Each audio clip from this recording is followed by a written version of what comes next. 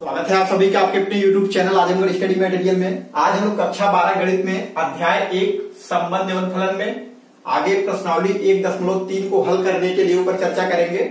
इससे पहले भी हम लोगों ने कुछ बात किया था कि प्रश्नावली 1.3 को हल करने के लिए कौन कौन से रूल लगेंगे। इसमें हमको दो टॉपिक पढ़ना था। कौन कौन टॉपिक? एक पढ़ना था composition of functions and invertible functions, यानी दो टॉपिक थे इसमें। एक था कंपोजिशन ऑफ फंक्शंस अर्थात फलनों का संयोजन क्या होता है। इसके ऊपर हम लोग चर्चा कर चुके हैं कि अगर दो फलन है हमारे पास, एक मिनट के लिए रिकॉल करते हैं फिर आगे बढ़ते हैं। जैसे हमारे पास मान लीजिए दो फलन है, एक यफ है एक जी है। इनको अगर हमको मर्ज करना है या यूं कह ले इन दोनों को अगर संयोजन करना है, मिलाना है, तो उसी को संयोजन बोलते थे, कंपोजिशन बोलते थे। जैसे यफ होता था जी होता था, इनको हम मिला देते थे तो हमें फॉग और गॉफ दो तरीका होता था मिलाने का। एक तो या तो हम फॉग निकालते थे या फिर गॉफ निकालते थे, वो संयोजन हो जाता था। उसी की मदद से अब हम आगे टॉपिक क्या करेंगे कवर, उसमें हमारा हो जाएगा कि इनवर्टिबल फंक्शंस अर्थात व्युत्क्रमणीय फलन क्या होते हैं। नाम से ही पता चल रहा है कि व्युत्क्रमणीय फलन अर्थात व्युत्क्रम करने योग्य। व्युत्क्रम का क्या होता है? उल्टा, अर्थात जैसे हम उसी का रेसिप्रोकल कर पाए। जैसे दो होता है ना, दो का उल्टा क्या होता है? 1/2 होता है, क्योंकि 2 और 1/2 का जब गुणा करेंगे आपस में तो हमें 1 मिलता है। यानी ये जो टॉपिक है मोस्ट इंपॉर्टेंट है। क्यों? क्योंकि अगर ये आपको नहीं आया तो आपको चैप्टर नंबर 2 जो कि है इनवर्स ट्रिग्नोमेट्रिक फंक्शंस। अब एक मिनट के लिए हमें बताइए कि जब आपको इनवर्स फंक्शंस नहीं पता रहेगा तो आपको इनवर्स ट्रिग्नोमेट्रिक फंक्शंस कहां से आएगा? क्योंकि एक्चुअली में जब हमको इनवर्स फंक्शन आ जाएगा यानी व्युत्क्रमणीय फलन, तो उसी में अभी तक हम केवल यक्स रख करके सॉल्व करेंगे इस पार्ट में। आगे जब अगले चैप्टर में यक्स के बजाय हम उसी में त्रिकोणमितीय फलन का प्रयोग कर देंगे, बस इतना ही केवल अंतर रहेगा।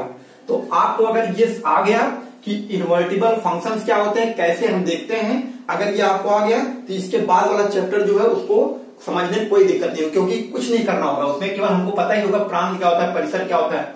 हम यहाँ पे सीख लेंगे कि किस फलन को हम इनवर्टिबल अर्थात हम व्युत्क्रमणीय फलन बोलेंगे और किस फलन को व्युत्क्रमणीय फलन नहीं बोलेंगे।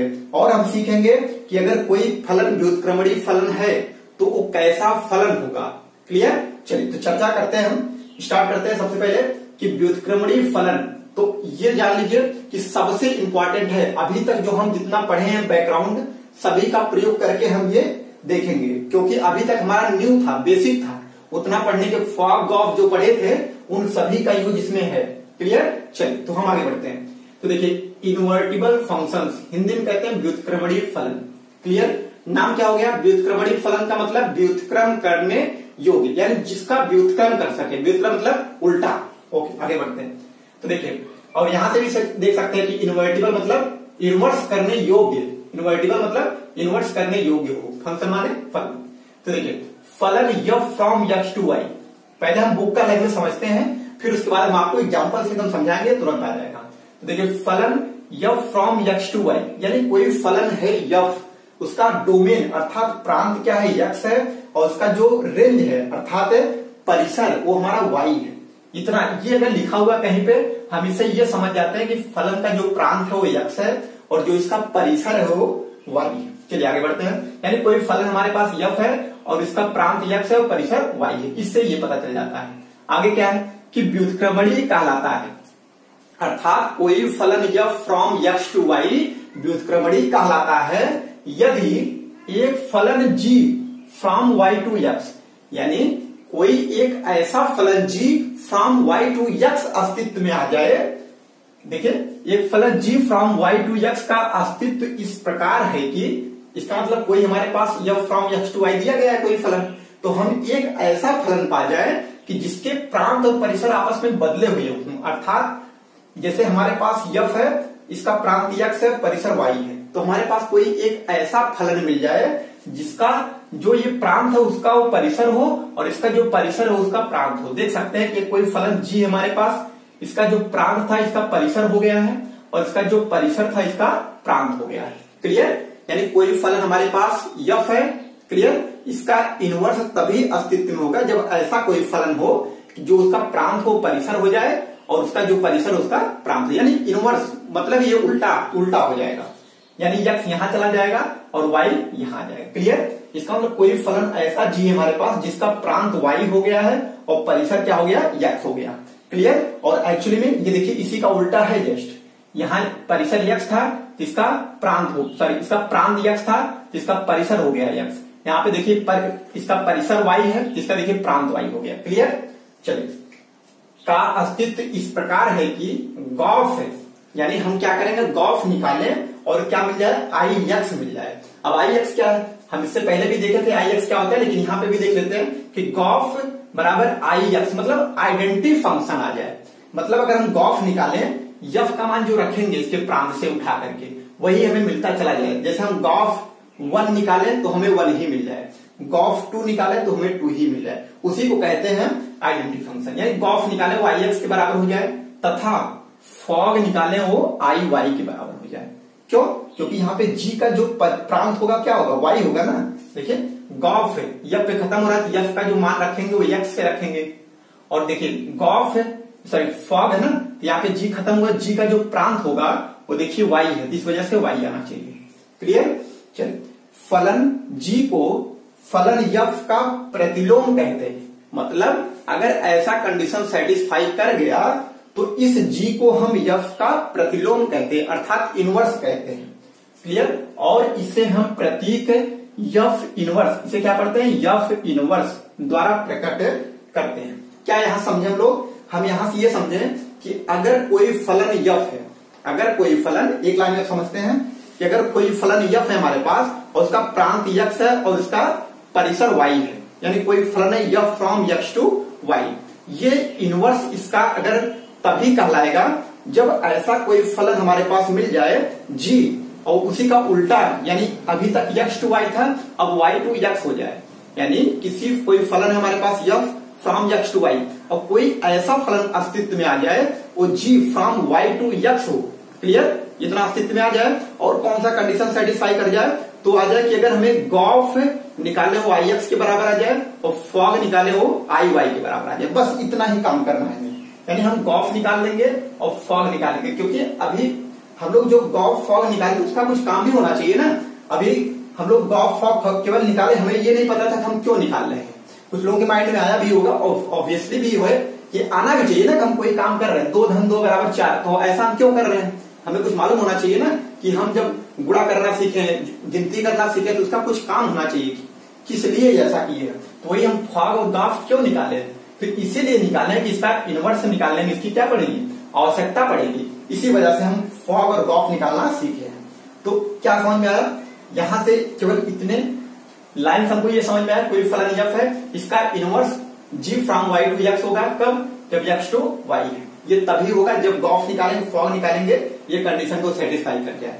क्लियर। चलिए ये देखिए पॉइंट मोस्ट इंपॉर्टेंट है, ये क्या है कि यदि यफ व्युत्क्रमणीय है, यानी कोई फलन यफ है जिसका निकालना है, यदि यफ व्युत्क्रमणीय है, इसका मतलब मान लीजिए कि यफ व्युत्क्रमणीय हो गया तो क्या कंडीशन सेटिस्फाई और करेगा, तो यफ अनिवार्यता यानी डेफिनेटली निश्चित तौर पे एकाएकी तथा आच्छादक होता है।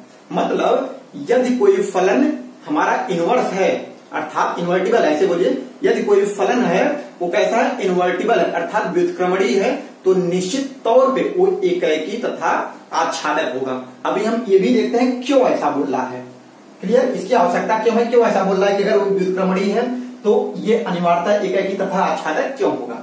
चलिए यहां से समझ में आया कि यफ व्युत्क्रमणीय है तो निश्चित तौर पे वह एकाएकी तथा आच्छादक होगा। क्लियर। अब इसी का उल्टा, तो विलोमता क्या है कि अभी तक देखिए यफ व्युत्क्रमणीय था तो एकाएकी तथा आच्छादक होगा निश्चित तौर पे, लेकिन अब इसी का उल्टा कि अगर यफ एकाएकी तथा आच्छादक है तो क्या होगा, व्युत्क्रमणीय होगा। वही बात है, देखिए यदि यफ एकाएकी तथा आच्छादक है तो यफ अनिवार्यता व्युत्क्रमणीय होता है। क्लियर। क्या समझे हैं, ये देखिए मोस्ट इंपॉर्टेंट पॉइंट है। कभी भी हम किसी फलन का इनवर्स कभी नहीं निकाल पाएंगे यदि वह 1 1 और ऑन 2 ना हो। तो हमें क्या देखना होगा कि अगर कोई फलन इन्वर्टिबल है तो निश्चित तौर पे वो 1 1 एंड ऑन 2 होगा, मतलब एकाएकी तथा आच्छादक होगा। और मान लीजिए कोई फलन है और एकाएकी तथा आच्छादक है तो निश्चित तौर पे वो व्युत्क्रमणीय होगा। इतना पॉइंट आप माइंड में रखिए, फिर हम आपको एग्जाम्पल के माध्यम समझाते हैं, एकदम आसानी से आपको आ जाएगा कि ये ऐसा क्यों कह रहा है। क्लियर।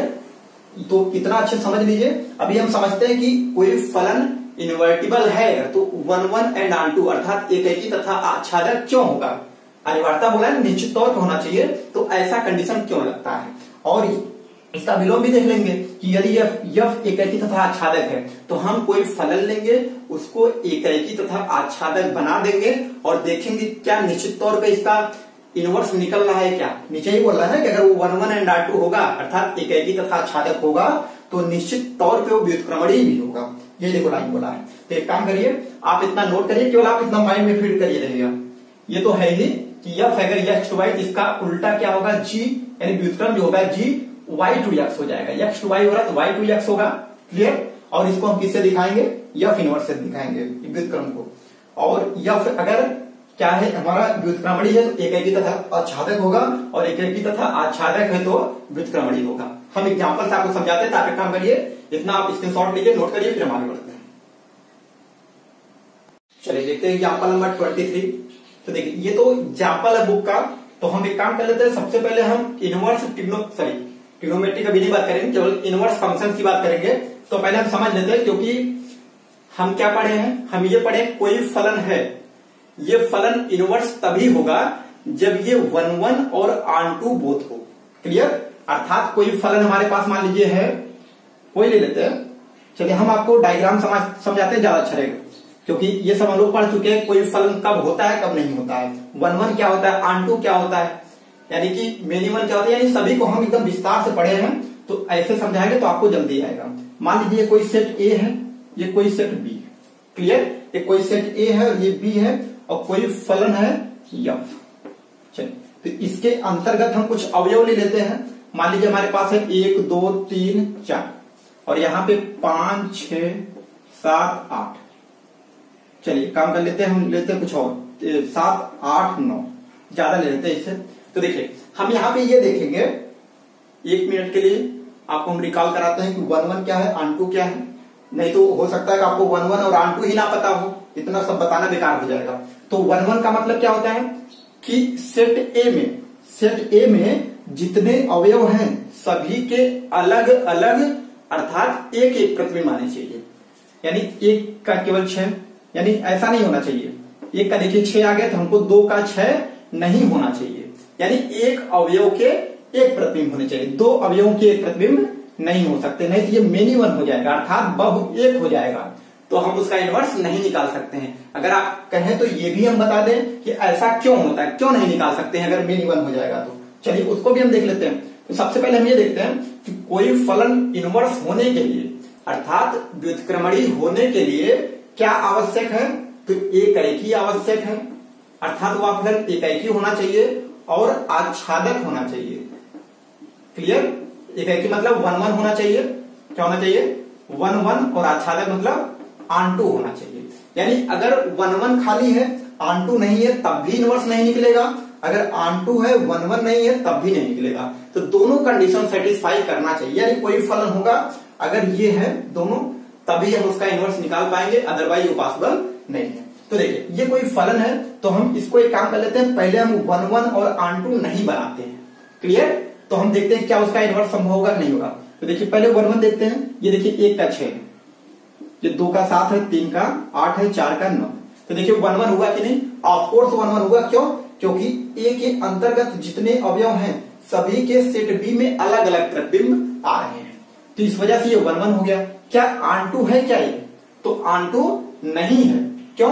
क्योंकि सेट बी में एक अवयव ऐसा है जिसका पूर्व प्रतिबिंब कोई भी सेट ए में उपस्थित नहीं है, या दूसरे शब्दों में ऐसे कर लें कि सेट बी में एक अवयव ऐसा है जो सेट ए में उपस्थित किसी भी अवयव का प्रतिबिंब नहीं है, ऐसे बोल सकते हैं। तो देखिए इसको हम क्या बोलेंगे कि ये ऑन2 नहीं है। ऑन2 के लिए क्या होता है कि सभी फुलफिल होते हैं, यानी सभी जितने हैं सभी किसी न किसी अवयव के प्रतिबिंब होते हैं, उसे हम ऑन2 कहते हैं। क्लियर? चलिए 1 1 हो गया, ऑन2 हो गया। तो देखिए इनवर्स के लिए कंडीशन ये जरूरी है कि ये 1 1 होना चाहिए, तो 1 1 तो देखिए हो गया। क्या ऑन2 है क्या, तो आप कहेंगे ऑन2 नहीं है, अर्थात आच्छादक नहीं है, क्योंकि देखिए 5 बच गया है, तो इसका इनवर्स हम नहीं निकाल सकते हैं। क्यों? क्योंकि इनवर्स का मतलब होता है उल्टा होता है, यानी 1 का प्रतिबिंब 6 है, जब इसका उल्टा करेंगे तो आप कहेंगे 6 का प्रतिबिंब 1, कोई दिक्कत नहीं, 7 का प्रतिबिंब 2, कोई दिक्कत नहीं, 8 का प्रतिबिंब 3 कोई दिक्कत नहीं है, 9 का प्रतिबिंब 4 कोई दिक्कत नहीं है। लेकिन क्या 5 का कोई प्रतिबिंब इधर आ रहा है क्या? अभी हम यफ की बात नहीं कर रहे हैं, हम यफ, क्योंकि यफ वाला ध्यान नहीं रहा कि एक का ये हो गया इधर से, यानी अगर यफ की बात करेंगे तो हम सीधे जाएंगे इधर, 1 का प्रतिबिंब 6, 2 का प्रतिबिंब 7, 3 का 8, 4 का 9। अगर हम इनवर्स की बात करेंगे कि यफ इनवर्स क्या होगा, इनवर्स मतलब उल्टा। चलिए हम ऐसे लगा देते हैं, इसका मतलब ये हुआ कि इधर से हमको जाना है उल्टा। तो देखिए 5, अब ऐसे बोलेंगे कि 5 का प्रतिबिंब कोई है क्या? नहीं है। 6 का कोई प्रतिबिंब है? ऑफकोर्स है 1, 7 का 2, 8 का 3, 9 का 4, यानी 5 एक अवयव ऐसा बच गया जिसका कोई भी प्रतिबिंब सेट ए में नहीं है। इस वजह से ये इनवर्स नहीं होगा। इनवर्स छोड़िए, फंक्शन ऐसे बोलेंगे 1 मिनट के लिए, अगर हमारे क्या ये फंक्शन रह जाएगा? अगर इससे हम इस पे डिफाइन करें तो ये फलन नहीं रहेगा। इसीलिए कहते हैं कि इसका इनवर्स संभव नहीं है, क्योंकि ये भी, इसका भी कुछ होना चाहिए ना। चलिए ये बात समझ आई कि इधर पूरा क्या होना चाहिए? आंटू होना चाहिए। क्लियर? चलिए हम 1 मिनट के लिए आंटू बना देते हैं। चलिए कोई अवयव ले लेते हैं यहाँ पे। चलिए ये तो मान लीजिए 1 था, यहाँ पे 0 ले लेते हैं, इसको मिला दिए। अब बताइए क्या ये इनवर्स इसका निकलेगा कि नहीं निकलेगा? तो देखिए 0 का 5 कोई दिक्कत नहीं, एक अवयव की एक प्रतिबिंब है। ऐसे 1 के 6, 2 के 7, 3 के 8, 4 के 9। अब इधर से देखिए तो 5 का देखिए 0 निकल गया, कोई दिक्कत नहीं है। 6 का 1 आ गया, कोई दिक्कत नहीं। 7 का 2 आ गया, कोई दिक्कत नहीं। 8 का 3, 9 का 4। तो हम देख सकते हैं कि ये भी कंडीशन हमारा सेटिस्फाई हो गया, यानी इधर से देख रहे हैं तभी ये फलन है, और इधर से देख रहे हैं तब भी ये फलन है। क्लियर? तो वही जो फलन एक्चुअली में, तो इनवर्स जो है हमारा इनवर्स फंक्शन, वो भी तो फंक्शन ही है ना। अगर यही हम मिटा दिए होते तो ये फलन नहीं रह जाता। अगर यही हटा देते तो क्या ये फलन रहता? क्या इधर से देखेंगे तो रहेगा, लेकिन जब इधर से देखेंगे, क्योंकि इनवर्स हमें चाहिए, तो इनवर्स भी तो फलन है, तो उसके लिए भी इधर कोई खाली नहीं होना चाहिए। क्लियर? तो यही बात हम समझते हैं। क्या समझे? कोई फलन इनवर्स तभी होगा जब ये 1 1 होगा और आंटू होगा। तो हम 1 मिनट के लिए आंटू तो समझ गए कि आंटू होना कंपलसरी है, लेकिन क्या मेनी वन अगर होगा, बहु एक होगा, तो क्यों ये इनवर्स होगा कि नहीं होगा? तो हम एक काम कर लेते हैं कि 2 अवयवों के एक प्रतिबिंब बना लेते हैं। चलिए यहाँ पे ले लेते हैं, इसको मिटा दें, और यहाँ पे चलिए 0 ले लेते हैं और इसको भी यहां से मिला देते हैं। तो बताइए क्या इसका इनवर्स निकलेगा? हम समझ गए 1 1 होगा, आंटू होगा, कोई दिक्कत नहीं, आराम से निकल जाएगा। लेकिन मेनी वन अगर हो जाए तब क्या होगा? क्या तो देख सकते हैं कि 0 का प्रतिबिंब 6 है, 1 का 6, कोई दिक्कत नहीं, ऐसा हो सकता है। हमें पता है फलन क्या होते हैं, फलन में अलग अलग अवयवों के एक प्रतिबिंब हो सकते हैं, लेकिन एक अवयव के अलग अलग प्रतिबिंब नहीं हो सकते हैं। तो 0 का 6 आ गया, 1 का 6 है, यानी ये फलन है। अब इनवर्स की अगर बात करें तो देखिए 6 का प्रतिबिंब कितना है? 0 है, और 6 का प्रतिबिंब क्या है? 1। कभी संभव होगा? तो आप कहेंगे कभी नहीं। क्यों? क्योंकि एक अवयव के अलग अलग प्रतिबिंब नहीं हो सकते हैं। क्लियर? इस वजह से हम कहेंगे कि ये दिया गया फलन हमारा मतलब ये फलन ही नहीं है। ऐसे समझेंगे इधर से तो फलन है, लेकिन इधर से हम देखेंगे तो ये फलन नहीं है। क्लियर? इसी वजह से कहा जाता है कोई भी फलन अगर बहु एक है अर्थात मेनी वन है तो उसका इनवर्स संभव नहीं होता है, क्योंकि वो फलन ही नहीं रह जाता है। जब इधर से हम देखेंगे तो ये फलन नहीं रह पाएगा। अगर हम इसको इधर करें, इसको इधर करें, तो देखेंगे कि 6 के 2 अवयव आ जा रहे हैं। क्लियर? तो इस वजह से हम कह देंगे ये फलन नहीं है। तो इसके लिए आवश्यक क्या है कि इनवर्स तभी निकलेगा जब वो क्या हो? 1 1 और आंटू। क्लियर? चलिए इसको अगर हम इससे मिला दें तब हमें इनवर्स निकालने में कोई दिक्कत नहीं होगी, क्योंकि 1 का प्रतिबिंब 6, 2 का प्रतिबिंब 7, 3 का 8, 4 का 9, आराम से हो गया। क्लियर? ये फलन भी है और एक एक प्रतिबिंब भी आ रहे हैं। अब इधर से हम देखें तो 6 का प्रतिबिंब 1, 7 का प्रतिबिंब 2, 8 का 3, 9 का 4, आराम से इधर भी फंक्शन हो गया। तो इसीलिए कहा जाता है कोई फलन इनवर्स तभी होता है जब वो 1 1 भी हो और आंटू भी हो। क्लियर? चलिए और हम कह सकते हैं कि अगर इनवर्स है वो तो डेफिनेटली वो क्या होगा? 1 1 भी होगा और आंटू भी होगा, क्योंकि जब ये 1 1 आंटू होगा तभी तो इनवर्स होता है। क्योंकि जब इनवर्स होगा तो ये दोनों बोल सकते हैं ना। जैसे मान लीजिए कि जब 2 धन 2 बराबर 4 तो हम 4 बराबर भी 2 धन 2 बोल सकते हैं, यानी जब ये इसके बराबर तो उसके भी बराबर होगा। चलिए तो हम स्टार्ट करते हैं अपना। तो एक काम करिए, इतना मन नोट कर लीजिए, फिर हम आगे देखते हैं। चलिए देखते हैं एग्जाम्पल नंबर 23 है कि मान लीजिए कि f from n to y, यानी कोई फलन f है हमारे पास, वो n से y में परिभाषित है, अर्थात f का जो प्रांत है वो n है, यानी सेट ऑफ नेचुरल नंबर यानी प्राकृतिक संख्याओं का समुच्चय है, और इसका जो परिसर है रेंज y, कैपिटल Y है। और हमें दिया गया एफ एक्स बराबर 4x प्लस 3, यानी जो हमारा फलन है वो एफ एक्स प्लस 3 है। क्लियर? द्वारा परिभाषित एक फलन है जहां y बराबर y बिलोंग्स टू m, यानी स्मॉल y जो है हमारा कैपिटल M से बिलोंग कर रहा है, और y के बराबर एक्चुअली में हमें पता भी है कि जो एफ एक्स होता है ये क्या होता है, y के बराबर होता है। इसको हम y बराबर लिख सकते हैं, वही इसी को y के बराबर लिख दिया है और दिखाया कि जो x है ये m से बिलोंग कर रहा है। सिद्ध कीजिए कि f व्युत्क्रमणीय है और प्रतिलोम फलन भी ज्ञात करना है हमें।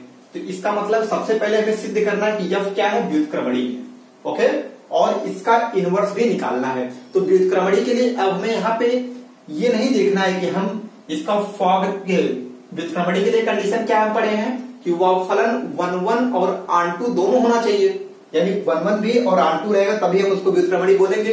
तो यहाँ पे हमको ये दिखाने की आवश्यकता नहीं है कि यहाँ पे 1 दिखाए आंटू दिखाए। सिंपल सा हम प्रोसेस क्या अप्लाई करेंगे कि हम फॉग निकाल दें, तो फॉग निकालें तो आई वाई आ जाए और गॉफ निकालें तो आई यक्स आ जाए। बस इतना अगर आ गया तो हम कह देंगे यफ क्या है, इन्वर्टिबल फंक्शन है। क्लियर? और जो यफ का इनवर्स है वो क्या होता है, ये यफ एक्स है, इसी को हम y के बराबर लिख के यक्स का मान निकालेंगे y के पदों में, उसी को जी वाई बराबर दिखा करके आराम से आंसर निकाल देंगे। तो देखिए, तो कुछ करना नहीं, बहुत ही आसान है। एक क्वेश्चन अच्छे से समझ लीजिए, उसके बाद कोई क्वेश्चन आपका फंसेगा नहीं। तो देखिए, सबसे पहले हम करेंगे क्या, जो एफ एक्स दिया है इसी को उतार लीजिए। तो हमारे पास है एफ एक्स बराबर 4x plus 3। Clear? F x क्या दिया गया, 4x प्लस 3। तो हमें पता है एफ एक्स को ही क्या बोलते हैं, y बोलते हैं। तो हम इसी को लिख सकते हैं कि y बराबर 4x प्लस 3। क्लियर?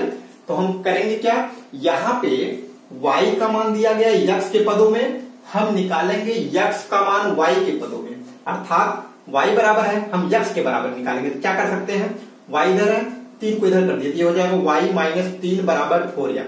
हो गया, हमें x चाहिए तो हम x बराबर लिख सकते हैं y माइनस 3 और अपान में 4। ये x बराबर y माइनस 3 अपान 4। अब एक पॉइंट और समझिए, जैसे एफ एक्स बराबर हमें दिया गया है 4x प्लस 3। क्लियर? तो हम इसे क्या बोलते हैं, एफ एक्स को y बोलते हैं। तो डायरेक्ट हम कर दिए y बराबर 4x प्लस 3। क्लियर?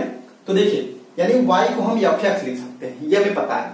तो ऐसे ही अगर हमें कहीं भी x बराबर दिया गया, कुछ भी मान लीजिए दिया गया 4y प्लस 3 दिया गया है, तो हम जैसे यहाँ पे क्या था, y था, तो हम y को एफ एक्स लिखें। क्यों?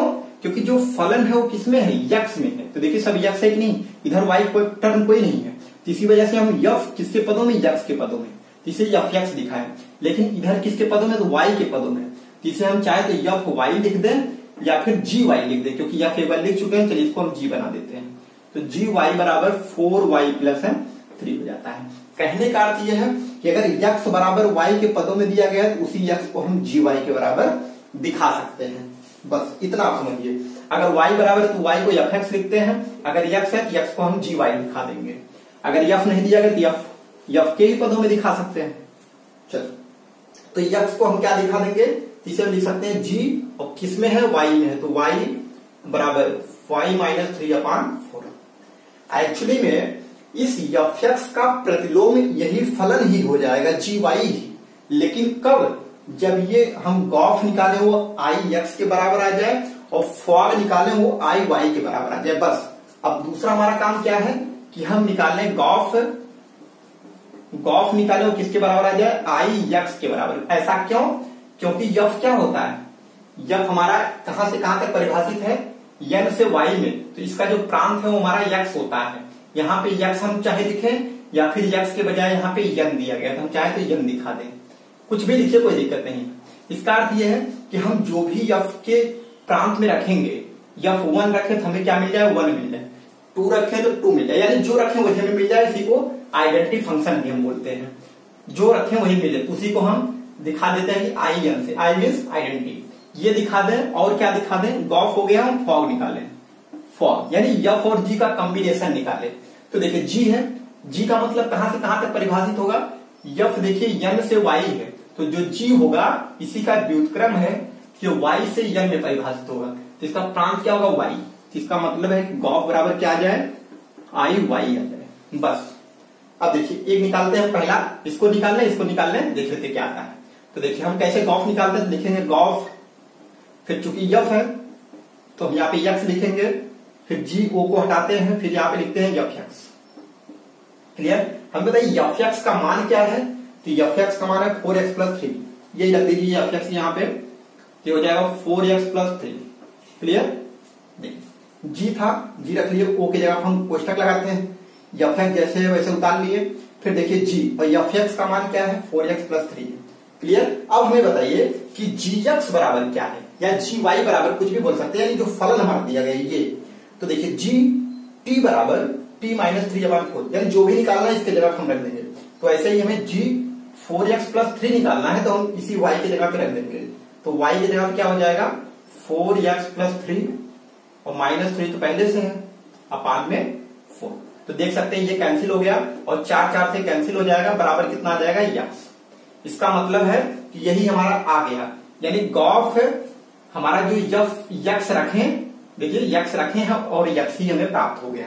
या तो हम चाहे तो इसी को क्या लिख सकते हैं, बराबर आई यन। क्यों? क्योंकि आई बिलोंग कर रहा है किससे, कैपिटल, सॉरी यक्स बिलोंग कर रहा है किससे, यन से, ये हमें दिया गया है। क्लियर? चलिए ये देखिए कंप्लीट हो गया, यानी गॉफ निकाले और हमें यक्स के बराबर मिल गया। मतलब कुछ नहीं करना, सिंपल आप गॉफ निकालिए और जो यक्स रहे वही हमें मिल जाए, बस इतना ही करना है। आप चाहे गॉफ बराबर यक्स भी लिख सकते हैं, कोई दिक्कत नहीं।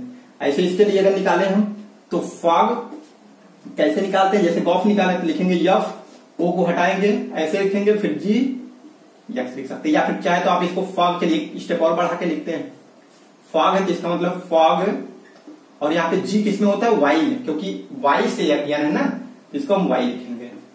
तो देखिए अब लिखेंगे यफ, ओ को हटाएंगे, फिर लिखेंगे जी वाई यफ, और जी वाई का मान क्या है, तो जी वाई हमारे पास है y - 3/4, तो इसके जहां पर रख देंगे y - 3/4 रख देंगे।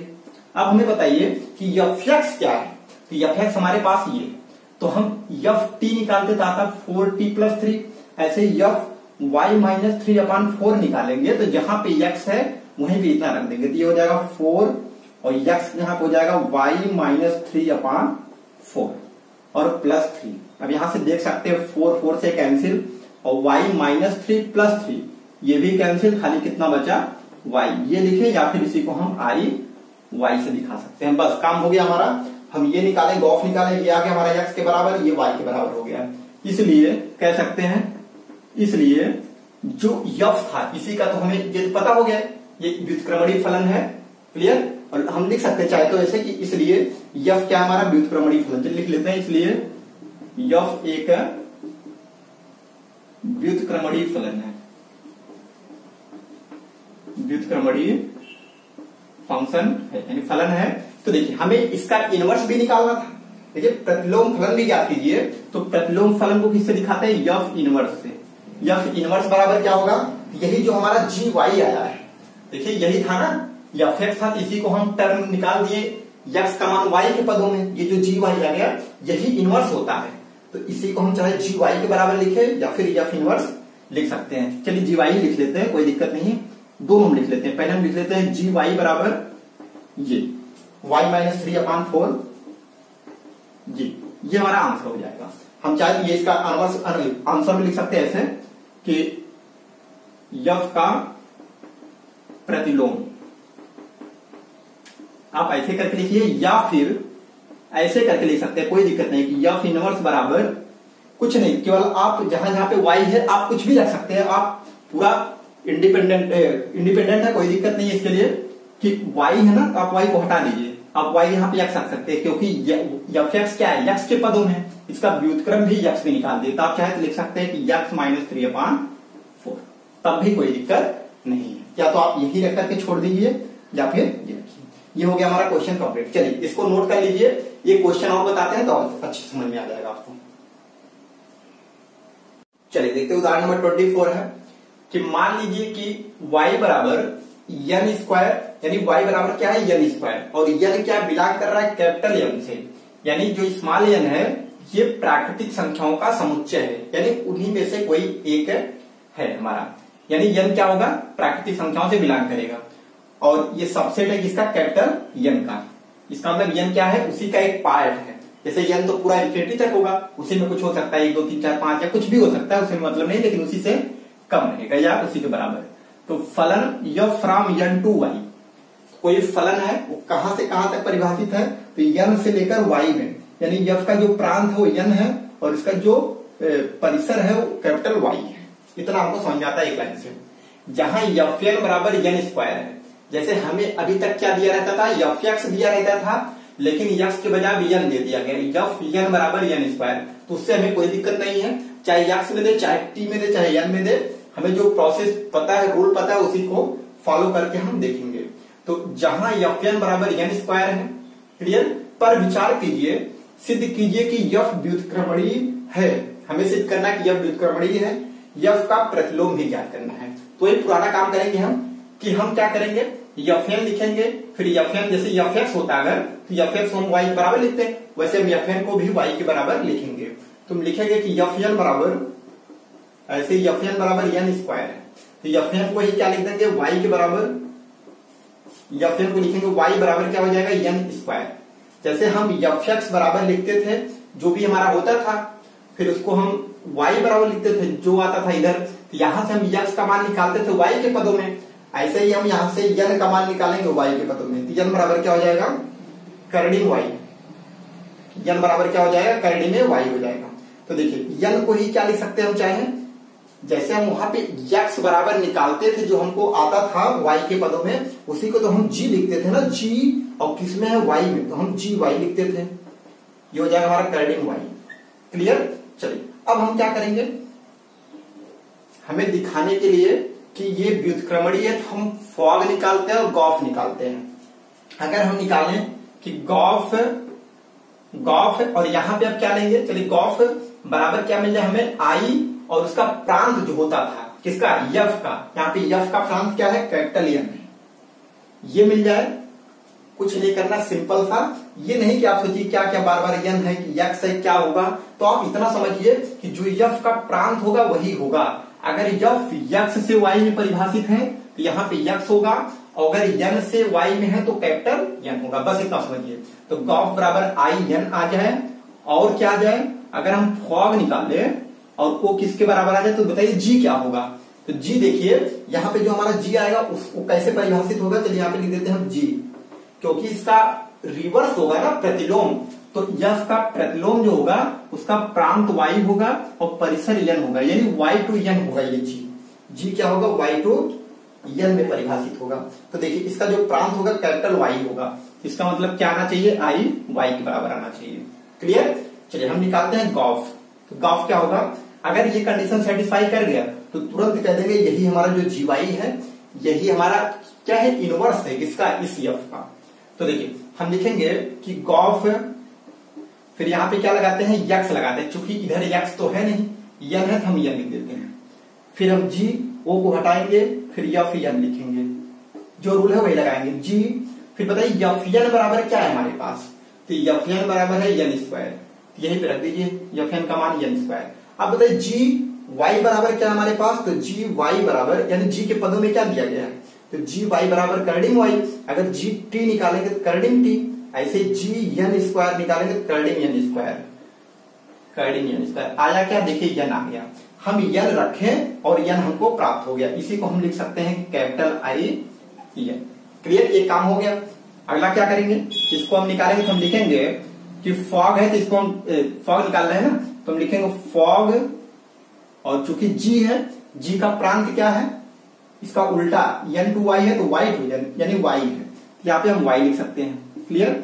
चलिए f o को हटाएंगे, फिर लिखेंगे gy, फिर इसके बाद f।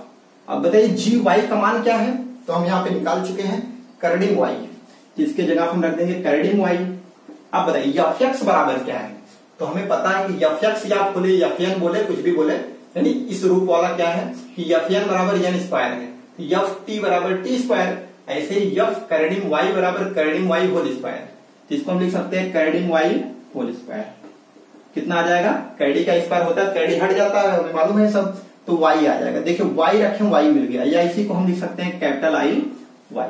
इसलिए हम कह सकते हैं कि अतः f एक व्युत्क्रमणीय फलन है, व्युत्क्रमणीय या इन्वर्टिबल फलन है। चलिए व्युत्क्रमणीय फलन है तो यफ का जो इनवर्स होगा उसे हम किससे दिखाते हैं? चलिए पहले हम लिख लेंगे ऐसे कि यफ का प्रतिलोम बराबर, यफ का प्रतिलोम हो जाएगा वही जी वाई ही हमारा क्या होगा? यफ का प्रतिलोम होगा। तो बताइए जी वाई क्या है हमारे पास? कैरेडिम वाई है, कैरेडिम वाई। हम चाहे तो इसी को हम यफ के प्रतिलोम को किससे दिखाते हैं? यफ इनवर्स से, यफ इनवर्स से बराबर, चाहे तो आप कैरेडिम वाई रखिए या फिर कैरेडिम यक्स कर दीजिए, क्योंकि यक्स का निकालना था ना, सॉरी यन में निकालना है ना, यफ यन, अगर यक्स होगा तो यक्स में रखेंगे, यन में है तो यन में, किसी को हम चाहे कैरेडिम यन कर सकते हैं। आपका जो मन करे वो करिए, कोई दिक्कत नहीं, आप एकदम स्वतंत्र है इसके लिए। तो देखिए यफ इनवर्स कैरेडिम यन आ गया, यही आप आंसर लिख सकते हैं या कैरेडिम वाई लिखिए। चलिए ये हमारा क्वेश्चन कंप्लीट हो गया।